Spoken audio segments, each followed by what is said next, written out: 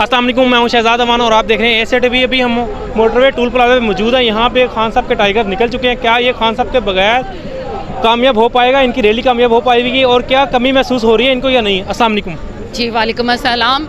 अभी तो हमने टूल प्लाजा क्रॉस भी नहीं किया, उससे पहले ही आप देख लें कि जितना रश और जोश है। हमें तो यूँ लग रहा है कि जैसे खान साहब हमारे साथ जा रहे हैं। खान साहब वैसे भी हमारे दिलों में रहते हैं, हमारे साथ हों या ना हों, लेकिन हमारे दिलों में रहते हैं और उसी तरह हमारा जोश और जज्बा कायम है।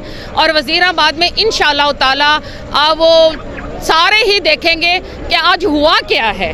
खान साहब के बग़ैर मेरा ख्याल है कि ज़्यादा जोश व खरोश जो है वो नज़र आएगा और जिस मकसद के लिए खान साहब निकले थे उस मकसद को इंशाअल्लाह ताला उनके जो वर्कर हैं वो सब पूरा करेंगे। राना सनाउल्लाह, तुम हमारे चेहरे याद रखना, हम तुम्हें अब भूलने नहीं देंगे जो तुमने हरकत की है। अच्छा मैम, कल जो है ना अरशद शरीफ साहब का पोस्टमार्टम रिपोर्ट आई है, उसके बारे में कुछ बोलेंगी आप?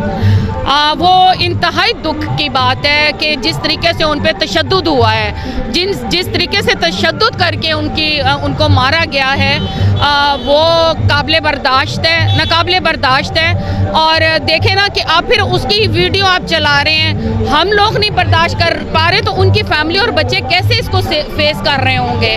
तो इस वजह से हमारी ढेर सारी दुआएं, अल्लाह पाक, वो शहीद है, शहीदों के लिए हमें कहने की ज़रूरत भी नहीं है, माशाल्लाह उनके दर्जात वैसे ही बुलंद है, लेकिन फिर भी हम लोग उनके लिए ढेरों दुआएं हर वक्त उनके लिए, उनकी फैमिली के लिए। Thank you ma'am, thank you.